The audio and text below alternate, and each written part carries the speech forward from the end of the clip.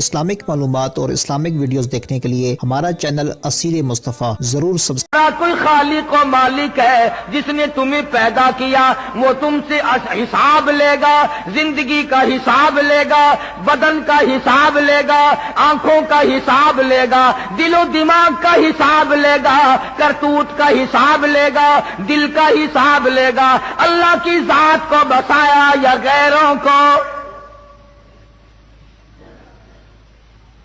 اللہ پاک پوچھے گا تم کو میرے نبی نے منع کیا تھا اعبد اللہ، اس پروردگار کی عبادت کرو، نظر نیاز اس پروردگار کی دو، عبادت اسی کی کرو، سر اسی کے سامنے جھکاؤ، رکوع اسی کے سامنے کرو، یہ ماتھا، یہ پیشانی، یہ جبین نیاز اس کے دروازے کے سوا کہیں نہ جھکاؤ۔ ہر نبی کی یہی تعلیم ہے، ہر نبی کا یہی بات ہے، ہر نبی کی یہی نصیحت ہے، ہر نبی کا یہی کاروبار ہے، اعبد اللہ، ایک اللہ کے پجاری بن جاؤ۔ لوط علیہ السلام کی قوم اور خود گھر والی بھی شرک کی لعنت میں گرفتار تھی۔ خدا کہتا ہے یہ اتنا بڑا سر تیرا سردار ہے جس میں نے دماغ رکھا ہے، دو جان کی سمجھ رکھی ہے، عقل رکھی ہے، دماغ رکھا ہے، یہ تیرا سر میرے دروازے کے سوا کہیں نہ جھکے۔ تو کہیں لال پیلے کپڑوں کے سامنے جھکتا ہے، یہ فلانے پیر صاحب کا جھنڈا ہے، کالی کملی والی کے سامنے اللہ نے نہ جھکایا، تیرا کپڑا کیا حقیقت رکھتا ہے؟ شرم کرو، اللہ پاک کا دیا ہوا دماغ اور سر 2.5 آنے کے کپڑے کے سامنے جھکتا ہے، رب العالمین کے سامنے نہیں جھکتا۔ چاروں طرف سے جھنڈے چل رہے ہیں، چادریں اڑا رکھی ہیں، بوچھل اٹھائے پھرتے ہیں عورتوں کے۔ آج اگر سیدنا عمر فاروق زندہ ہوتے، خدا جانے ہماری گردنیں کس طرح سے کاٹتے۔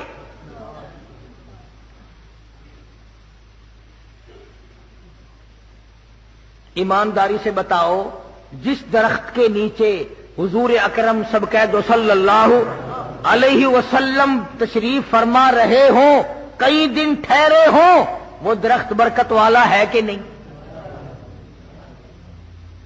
جس درخت کے نیچے علی بیٹھے ہوں، ابو بکر بیٹھے ہوں، عمر بیٹھے ہوں، عثمان، طلحہ، زبیر، سعد، ابی وقاص، 1400 صحابہ جس درخت کے نیچے بیٹھے ہوں، اور جس درخت کے نیچے 1400 صحابہ نے بیعت کی، حضور نے بیعت لی، پیری مریدی پکی ہوئی، طے ہوئی، اور جس پیری مریدی پر، جس بیعت پر خدا اتنا راضی ہوا، فرمایا لقد رضی اللہ، مجھے اپنی کبریائی کی قسم، اذ یبایعونک تحت الشجرہ، بیعت کرنے والے اور بیعت کرنے والوں، مجھے اپنی کبریائی کی قسم میں تم سب سے راضی ہو گیا۔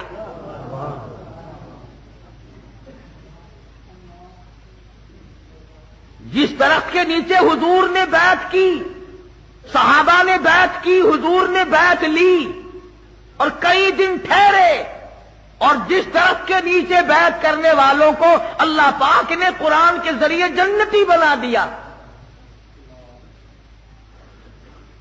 حضرت عمر کا زمانہ تھا رضی اللہ تعالی عنہ، لوگ اس درخت کی تعظیم کرنے لگے،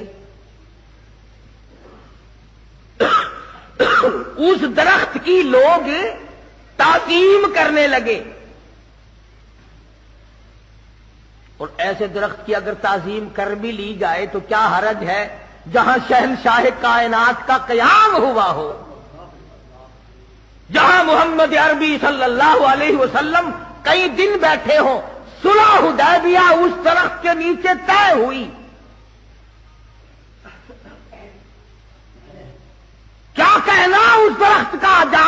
ولی نبی رسول امام الانبیاء اہل بیت صحابہ خلفائے راشدین سارے جس درخت کے نیچے بیٹھے ہو اس درخت کی عظمت کا کیا کہنا. لوگ اس کی عظمت کرنے لگے, تعظیم کرنے لگے. فاروق کو پتہ چل گیا, خود تشریف لائے اور لوگوں کو بلا کر اس درخت کو جڑ سے اکھڑوا دیا. اس پیڑ کو جس کے نیچے حضور تشریف فرما ہوئے تھے کئی دن قیام رہا, عمر فاروق نے کھڑے ہو کر جڑ سے نکلوا دیا. کسی نے کہا ہے عمر یہ کیا کر رہے ہو؟ فرمایا ہاں ہاں, جس درخت کے نیچے نبی بیٹھا اس کی تعظیم ہوگی اور قرآن کو ٹھوکریں لگیں گی. لوگ یہاں شرک شروع کر دیں گے, اس لیے میں نے اس درخت کو جڑ سے اکھڑوا دیا. بیت اللہ کو چھوڑ دیں گے, اس کی پوجا چھوڑ دیں گے, اس کا سجدہ چھوڑ دیں گے, یہاں لوگ سجدے شروع کر دیں گے, اس لیے میں عمر اس درخت کو نہیں چھوڑتا. حالانکہ اس زمانے میں بدعت کرنے والا کوئی قریب تھا بھی نہیں, شرک کرنے والا تھا ہی کوئی نہیں, لیکن حضرت عمر نے شبہ ظاہر کیا کہ ہمیشہ تو صحابہ نہیں رہیں گے, آہستہ آہستہ لوگ بیت اللہ سے پھر جائیں گے, درخت کی طرف دل لگا لیں گے, جڑوں سے اکھاڑ کے پھینک دیا. اور یہی وجہ بنی یہ جو اس وقت سعودی عرب میں بیت اللہ اور مدینہ پاک میں جن لوگوں کی حکومت ہے, ان سے پہلے ترکیوں کے دور میں بڑے بڑے روزے بنے ہوئے تھے سارے صحابہ کے. حضرت حلیمہ کا روزہ الگ تھا, فاطمۃ الزہرا کا روزہ الگ تھا, حضرت عثمان کا روزہ الگ تھا, طلحہ زبیر کا روزہ الگ تھا, بڑے بڑے مزار بنے ہوئے تھے. مگر حالت وہی تھی, نہ کوئی حرم نبوی میں عورت ٹھہرتی تھی, بس یا حلیمہ کے دروازے پہ پڑی ہے, یا فاطمۃ الزہرا کے مزار پہ پڑی ہے, یا حضرت عائشہ صدیقہ کے دروازے پہ پڑی ہے, یا حضرت خدیجہ کے دروازے. بیت اللہ میں کوئی نہیں, روضے رسول اللہ پہ کوئی نہیں.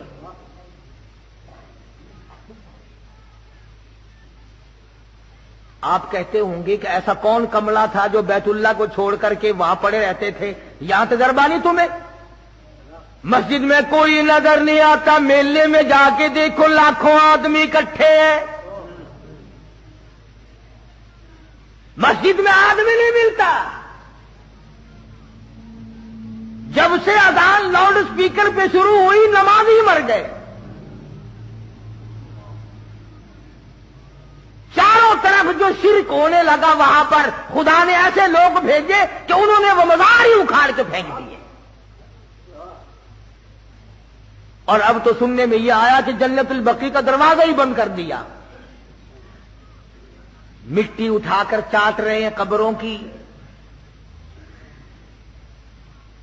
حضرت فاطمۃ الزہرا, حضرت صفیہ, حضرت رقیہ, حضرت ام کلثوم, سیدہ حلیمہ رضی اللہ تعالی عنہن اجمعین, حضرت عباس اور بڑے بڑے اکابر صحابہ کی قبروں کی مٹی چاٹ رہے ہیں مرد اور.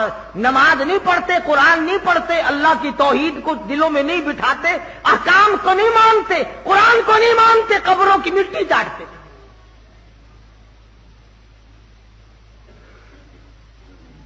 امام الانبیاء محبوب کبریا حضرت محمد مصطفیٰ صلی اللہ تعالی علیہ وسلم کو صحابہ کرام نے دیکھا, دعا مانگ رہے ہیں, الہ العالمین, اور میرے پروردگار لا تجعل قبری اصنام,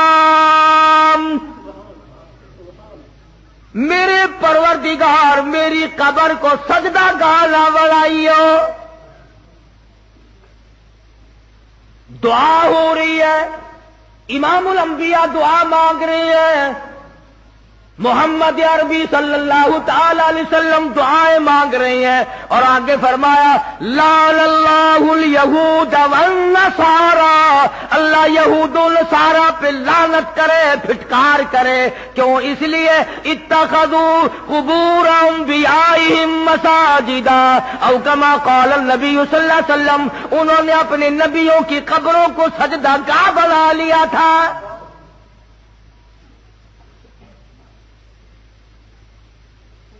جانتے سارے ہیں، سارے مولویوں کو پتا ہے، سارے پیروں کو پتا ہے کہ اللہ کی ذات کے سوا سجدہ رکوع کسی کو نہیں کیا جا سکتا. اللہ پاک نے تو یہاں تک احتیاط فرمایا، وہ جانتا تھا کہ 14ویں صدی کے لوگ اندر کے کالے ہوں گے، دل ان کے کالے ہوں گے، دل ان کے صاف نہ ہوں گے. فرمایا میرے بندے، جنازہ چاہے ابو بکر کا ہو، جنازہ عمر فاروق کا کیوں نہ ہو، جنازہ عثمان کا کیوں نہ ہو، جنازہ علی مرتضیٰ کا کیوں نہ ہو، جنازہ فاطمۃ الزہرا کا کیوں نہ ہو، جنازہ علی مرتضیٰ کا کیوں نہ ہو، جنازہ امام حسین کا کیوں نہ ہو، جنازہ امام حسن کا کیوں نہ ہو، جنازہ امام زین العابدین کا کیوں نہ ہو، جنازہ خالد سیف اللہ کا کیوں نہ ہو، جنازہ طلحہ زبیر کا کیوں نہ ہو، جنازہ عائشہ صدیقہ کا کیوں نہ ہو، جنازہ ام حبیبہ کا کیوں نہ ہو، جنازہ حضرت صفیہ کا کیوں نہ ہو، پیغمبر کی بیٹی جنازہ رقیہ کا کیوں نہ ہو، جنازہ ام کلثوم کا کیوں نہ ہو، جنازہ شیخ عبد القادر جیلانی کا کیوں نہ ہو، جنازہ بہاء الحق زکریا ملتانی کا کیوں نہ ہو، جنازہ شاہ رکن عالم کا کیوں نہ ہو، جنازہ حافظ جمال کا کیوں نہ ہو. فرمایا خبردار، کھڑے ہو کے نیت باندھ، کھڑے کھڑے سلام پھیر دے، بیچ میں رکوع سجدے کی کوئی اجازت نہیں.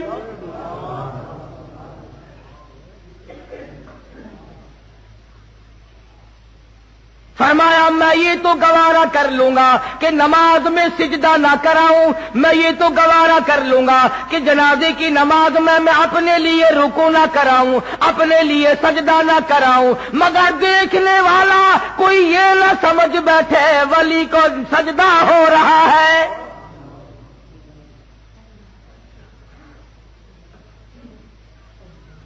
کوئی یہ نہ سمجھ لے قطب کے سامنے جھکے ہوئے ہیں، ابدال کا سجدہ ہو رہا ہے، غوث کا سجدہ ہو رہا ہے. فرمایا او لوگوں، جب کہ ولی کا جنازہ سامنے رکھا ہوا تھا، قطب کا جنازہ سامنے تھا، ابدال کا جنازہ سامنے تھا، صحابی کا جنازہ سامنے تھا، نبی کی بیٹی کا جنازہ سامنے تھا، ام المومنین کا جنازہ سامنے تھا، جب تو میں نے سجدہ نہ کرنے دیا نہ تو نے کیا، اور جب وہ 6 گز زمین کے اندر چلے گئے اب سجدہ کیوں؟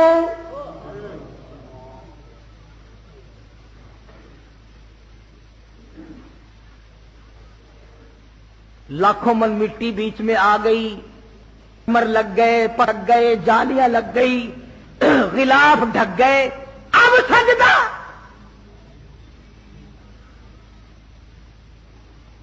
فرمایا یہ تمام، یہ حق تو میرا ہے، یہ حق میرا ہے، ناحقی نہ کرو، ظلم نہ کرو، بے انصافی نہ کرو، سجدہ میرے لیے. فرمایا سارا جہان تیرے لیے، ہر پیغمبر کی یہی تعلیم ہے. سبزیاں، ترکاریاں، پھل فروٹ، کھانا پینا، صحت و تندرستی، حسن و جمال، مال آل، یہ سب کچھ تیرے لیے.